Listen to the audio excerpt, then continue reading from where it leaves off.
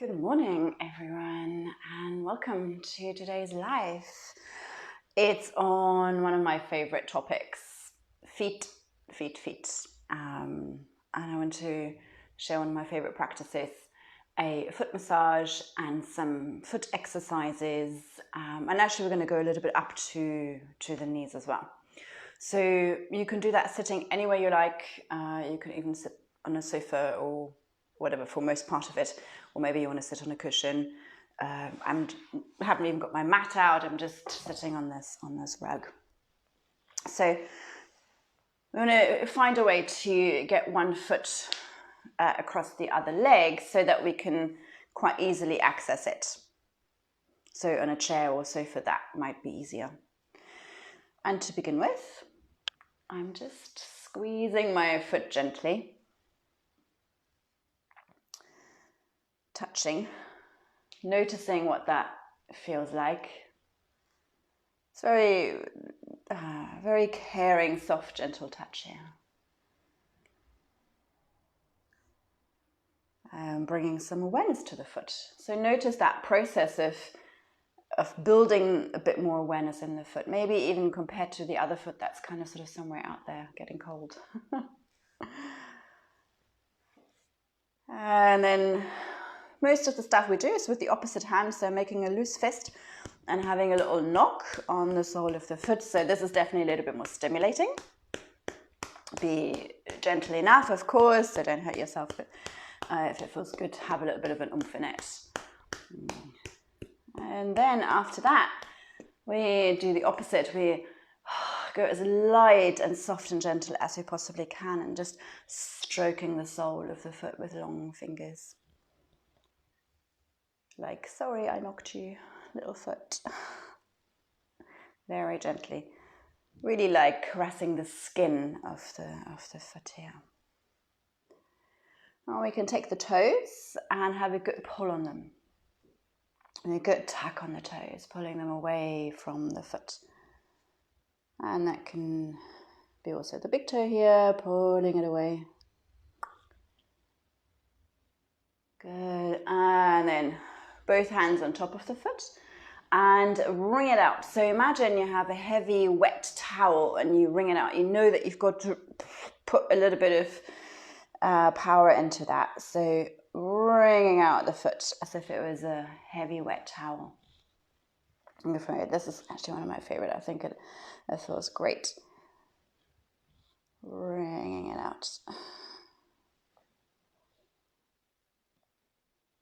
Great.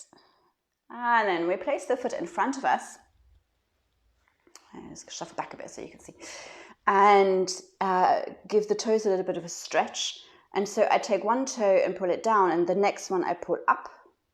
So I don't stretch them wide, but I pull them up and down to stretch between. And then we change that over. And then we go to the next toes, so 2 and 3. And other way, toes 3 and 4.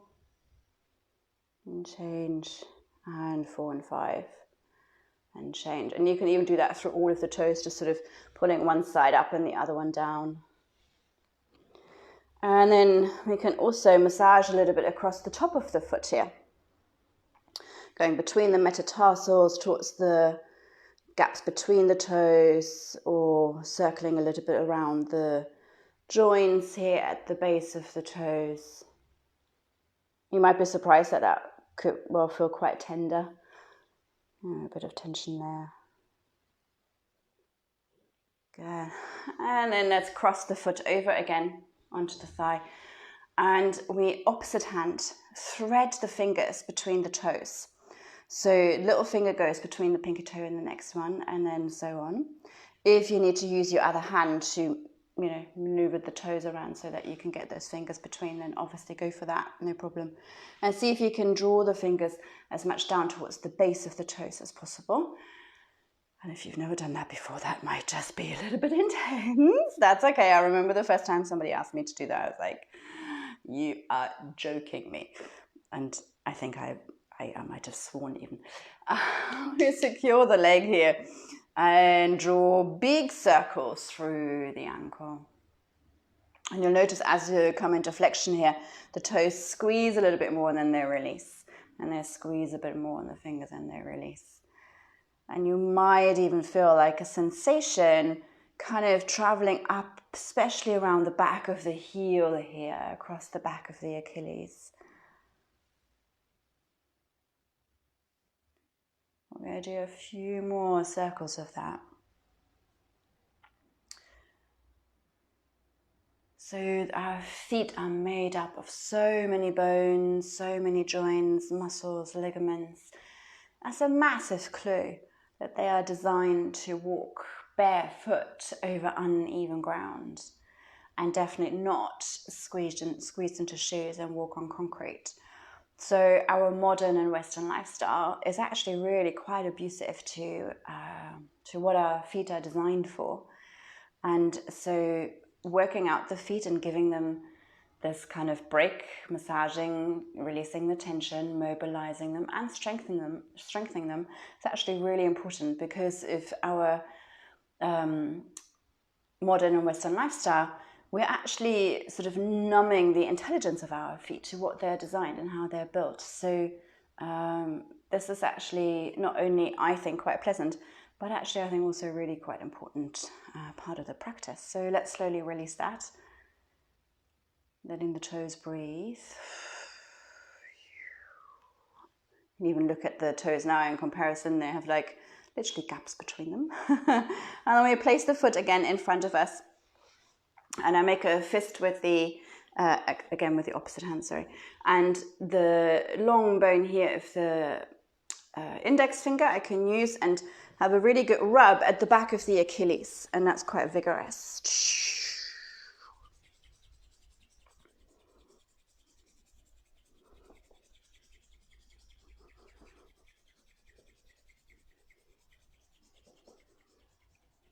Great.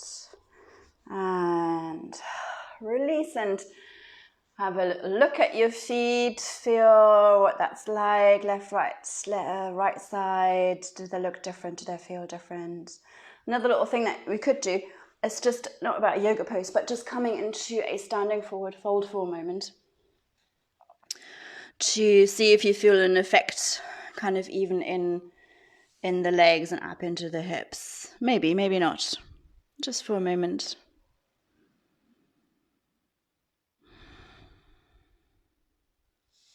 And we can come back down. So maybe some of you felt that that was much kind of more open in a way, or something on the side that you worked. Don't know. Something to explore. So let's try and balance that out. Doing the other side. So we cross the foot over and we begin with just touching the foot. So yeah, that's kind of one aspect. The fact that in a way, like our feet are sort of, you know, there's a sort of numbing happening really just because of, you know, that we wear shoes and walk around a concrete kind of city a lot of the time. And so somehow they're kind of not really so prominently mapped anymore on our kind of awareness, our brain. So we literally lose some of the intelligence of the feet. And that can lead to all sorts of things, especially as we grow older. So I think it's a great thing about yoga that we, you know, really try and get into the whole of the body, all these body mind practices. Let's have a knock. And then the other thing is that we have these kind of fascial connections, these trains running through the body. And there's one that runs, so they kind of run front, back, side, and around the whole of the body. Let's stroke the foot. And there's one that goes right from the base of the toes across the soles of the feet, and then it runs up the back of the legs and comes all the way around and up the back body, all the way, finishing somewhere here. And they're managing to literally sort of take that off as one connected strap of fascia in dissection. So tension in the feet, or a numbing in the feet, or a dissociation with the feet will logically also have an effect up to the rest of the body, to the lower back, to your posture, even headaches. Headaches, chances are there's tight feet involved. Let's pull the toes. Triangle away. And then another thing, there's so much about the feet, I can go on about this forever. So another thing about the feet is because they're so agile, because they're so mobile and, they're built in this way. Both hands on top, wringing it out. They are really important for our proprioception of sensing whether it's going uphill, downhill, if there's a bump in the ground, if the ground is moving in some way, like, standing on a bus. It's because there is this mobility, vitality, and bounceability, and this kind of agileness in the feet. It's so crucial to send messages into the nervous system and to tell us where we are in space, maybe even what is sort of coming as our next step, and to balance. And so older people often fall over, not because they've sort of gone blind and a bit dim or, whatever, but actually because they've gone quite rigid in their joints, joints kind of wear and tear and, everything, arthritis and blah, blah, blah. And that is actually often the reason that they fall over, because they lost their proprioception. So from here, let's put the foot in front of us and stretch the toes. So one goes up, one goes down. And changing, going. And you also know, like older people really have often quite bad feet. Not always, obviously, but that's the case. And it's all to do with this. Let's do it through all of the toes, one side up, one side down.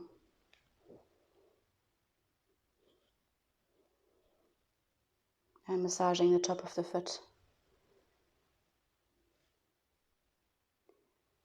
So you might almost go as far as, like, if you want to exercise anything in the body, it's got to be your feet. The rest can follow, maybe. It's so important. And then we cross that over again. And then opposite hand to the foot, I want to thread my fingers through. Remember, you can use your other hand to help you out if necessary. And try to draw the fingers right down to the base of the toes. And then we can start to circle the foot. So this is also it's like my favorite homework to give, one of my favorite pieces of homework to give to my students. Because, you can do like 10 minutes and, everybody's got 10 minutes. And it's something you could even do whilst you're watching the telly or, doing something else. So you don't even have to get up earlier for it. So it kind of means there is no excuse not to do this. But also, so this is maybe something that you might like more, is I think a really nice thing to do if you go to your yoga class, whether that is on Zoom or in person, and you show up 10 minutes early and you prepare with working out your feet and giving them a little massage before the yoga class. Have a go at that and see if and how that might make a difference. You might quite like that. So that's really, really nice thing to do.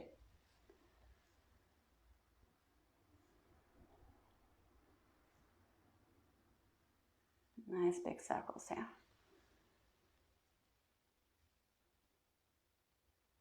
Good. And then we place the foot, or release the toes first. Let them breathe and then place the foot in front, and we make a fist, opposite hand again. So this long bone of the index finger back of the Achilles, and we can have a really good rub here. So on a yoga retreat, for example, I would definitely get this introduced right at the beginning of the retreat, and then you have like all week to really observe how you're walking and engaging with your feet. And it's really nice to see when people come to the shala 10 minutes before we start, and we'll do their little foot exercises. And then because it's like sort of, in this in the setting where you also walk a little bit more around nature, obviously, but you have definitely the time and nothing distracting you. So nice to do it for a whole week and then really see the difference, and it's noticeable, even like, you know, walking, standing. So it's also something really nice where you can take off the mat, the way, you know, when we're standing waiting for the train or in the supermarket paying for our food or whatever it might be. So just taking in with the feet here. Obviously, any of these kind of mobilizing exercises, moving around, is great stuff. I like doing that. But here's something else I really like doing. And this is kind of, it's not so easy and just a little bit of fun. So let's just see if, like, you know, how well mapped our toes are on our brain. So what can we do? So can we lift them all up? And can we crunch the toes? Lift them, spread them really wide and crunch them. Spread them out. I mean, these two definitely not joining in, and crunching them. Good. And then let's see if we can place them down, little toe, and then one at a time. Duck, duck, duck, and then the big toe. My other foot is kind of somehow joining in. It's not so easy. So this is really like a good concentration exercise. And this is all about the mapping, remapping the feet. What gets lost just simply over a lifetime due to our normal modern Western lifestyle. A few more. Great. So can we plant little toe and big toe down and lift just the middle three? I don't know if it's visible on the camera. I'm hoping. So I'm lifting only the middle three toes. That one I can just about do. Release. And then the next one I'm finding extremely difficult is see if you can move the big toe like sideways. So we have a muscle here on the inside of the foot that takes care of bringing the toe this direction. And it's about activating that muscle.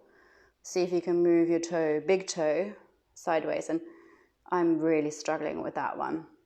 So what I do, if something is like literally not mapped, I use my fingers. I actually go, okay, so little big toe, this is what I want you to do.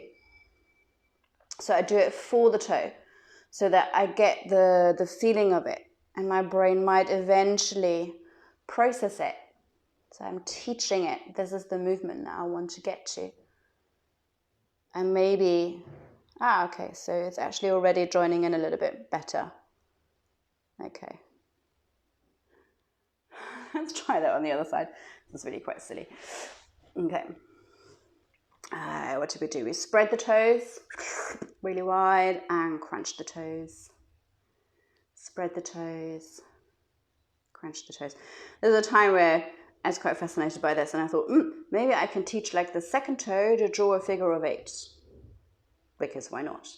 I've got nerve endings, I've got joints, I've got muscles, and it's all connected up just like my fingers are. There's no reason why that shouldn't be possible. And you've seen people who don't have hands or arms, and they do everything with their feet, and they can, you know, they can write, they can play the piano with their feet. It's extraordinary. And so it's just a question of mapping, training. Good. And then we place just a little toe down, and then all of the toes, big toe down. And of course, you know, like, there's a reason, in a way, we don't need the feet in life on a day-to-day basis to, you know, under normal circumstances to write or cook or play the piano. So, you know, why should I have to map my toes to or train my toes to do all of that?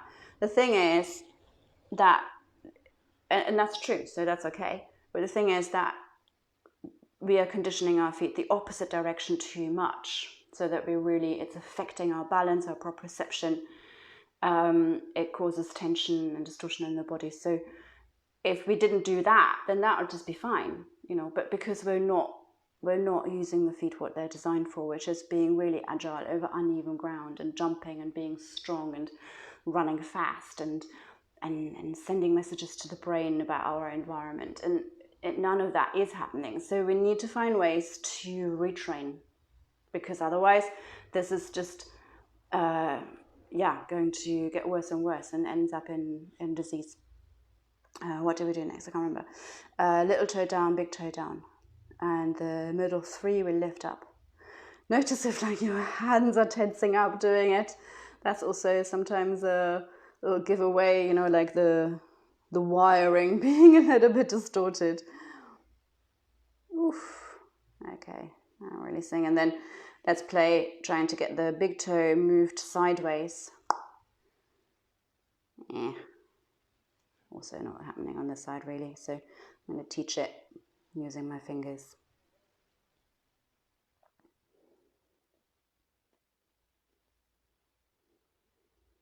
So anyone here teaching yoga, obviously this is so much fun, I think, and so easy to include in your classes, to share with people.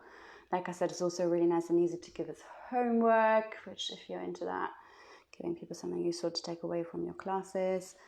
And obviously those of you maybe being body workers, giving Thai massage, maybe you feel like you don't want to spend that much time on the feet going through your treatment, but actually, it's good stuff. So make sure you spend some time on those feet. They really need some work and attention. Okay. And over the toes. So another nice thing to do, of course, like we also might have kind of problems squatting and moving around like this. So this is a really nice exercise to do, coming into like a sort of semi-squat, and I'm just turning from side to side to work through the feet and begin to strengthen a little bit. I quite like this exercise, so getting the feet a bit stronger and to open.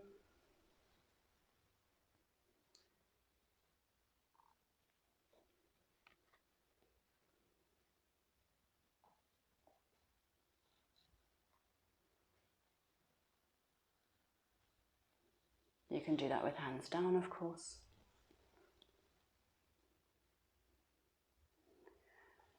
And then we can also come onto all fours and tuck the toes under, sitting back. And then coming forwards, maybe curling the toes the other way. See if you can sit back this way. And repeating that a few rounds.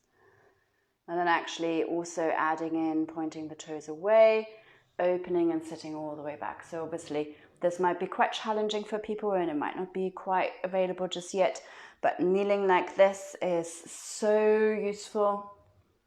We do want to have the ability through the ankle to really open all this way eventually. We do want to be able to have this deep flexion in the knees, and even coming into child pose, we do actually want to have that full range of deep flexion in the hips as well. So child pose is actually, I think, a little bit underrated because it has quite a lot of very, very helpful aspects going on here when it comes to the knees, the feet and the hips. So including child pose in your classes, not just for resting. I think it's really useful. When you're bringing people to just sit, if you're explaining something, if there's a talk, why not encourage people to come to kneeling for a little bit? Maybe they can. And then something I really like doing is rocking side to side in my kneeling position. So we can play with all of that, and we can come off again. And and obviously if you are giving some variety here, or even for yourself, so I'm kind of speaking for teachers as well as just for practitioners, give some variety into this so it doesn't get too intense in any one position and you're kind of working your way into it. And then we can point the toes away again and sitting back.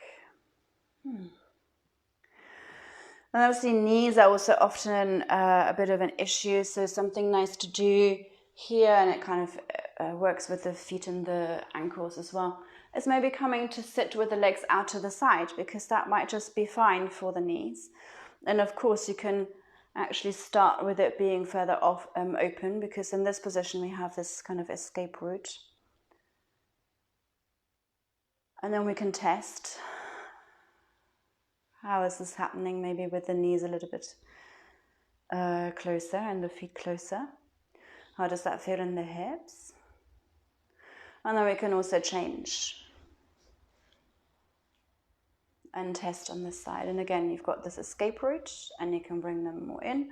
So it depends on, where you're at with your own joints, or what kind of groups of people you're teaching. If this is an issue, then play with this position. And then we can actually make this quite a bit of fun and keep changing. And then maybe we can start changing this without hands.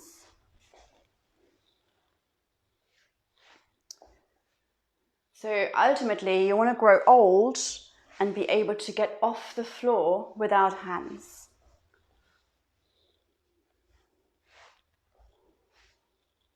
So you can see how we are actually really training and mobilizing and activating and mapping, moving around here. And we can change side the other way as well. So you can come up and change the legs behind you. Up and change the legs behind you. And then we can do that without hands as well. So we're also taking a little bit of weight through the knees, strengthening the tissues this way. And then you could even make this into a whole dance. Or we can include other movement and some stretches into it. Just move other ways, whatever direction you want to move, with hands, without hands, circling around. I feel quite nice. Great. And you can develop that into a pigeon pose, or also eventually coming back into a child pose. All the way back. So let's just stay in child pose for a moment. Make it comfortable for you, so you can just stay on your forearms if you want, or rest your head. So something in child pose that I quite like exploring is a little bit of side-to-side movement, because I think that feels quite nice, just sort of ease your way in. But also exploring a little bit forward and back. So maybe it just feels more comfortable. So if there is something going on with the feet and the knees or the hips, just come forward, and you could sort of make a tower here and rest more forwards. Why not? That actually feels quite comfortable. And then obviously, you could sit back and also make a pillow with your hands, or place something under your head to come up. But to just explore whether maybe a little bit further forwards is actually a more restful place. And so you're kind of exploring the different options here, which means we are also mapping, we're bringing a bit more awareness, and we are deciding the body, or we're letting the body decide from the sensory input of what feels good, what doesn't feel so good. So instead of just kind of going straight into child pose because that's, I don't know, what's on the agenda, it's actually, I think, really nice to explore here a little bit. So that we can really begin to tune into sensation, let the body decide a little bit more, rather than the head. Great. So, I don't know about you, I think that feels quite nice. I think it's a quite nice practice. It's actually quite energizing. I feel all like a little bit fresher. And I'm going to, in a moment when I get up, also explore what that feels like walking. So if you're watching this and joined and followed the practice, then maybe your homework could be mindful walking for the rest of the day, and actually just observe how you're walking through your feet and how they are relating to the rest of the body. Any questions? As always, do comment, post. Also, if you did do the practice, it'd be lovely to hear what that felt like, if you noticed something, or if you have any other ideas on how you can work the feet, please go ahead and post that. In fact, that does just remind me of one more thing that I also really like doing as a little challenge or a little exercise, is to balance. Obviously, we have lots of balancing poses in yoga, but to actually keep the balance itself really simple. So you just lift one foot off the floor, that's enough. But then close your eyes and observe like what switches on in the foot. In fact, I could just do it here. I mean, I'm going to like disappear out of the screen, but maybe you can see my foot.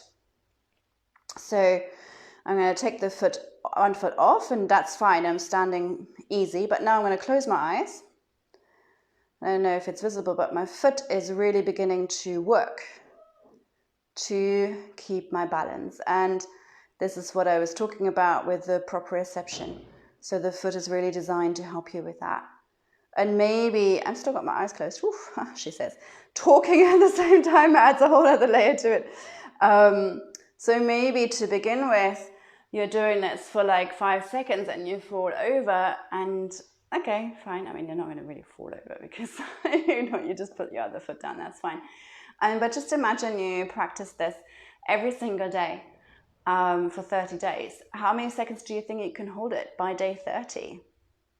I'm pretty sure quite a lot longer, like a minute or whatever. There isn't like really, after 30 days, there's not probably going to be a limit on it anymore. So have a go at that if you fancy a little mini challenge for yourself. I'm not going to check up on you, so that's up to you. So yeah, enjoy your week, enjoy the rest of the day. Thank you so much for watching. Feel free to share this also with friends, family, your students, on your own pages or whatever, and comment below questions, comments, feedback. Thank you so much for joining and watching, and take care of your feet. Bye for now.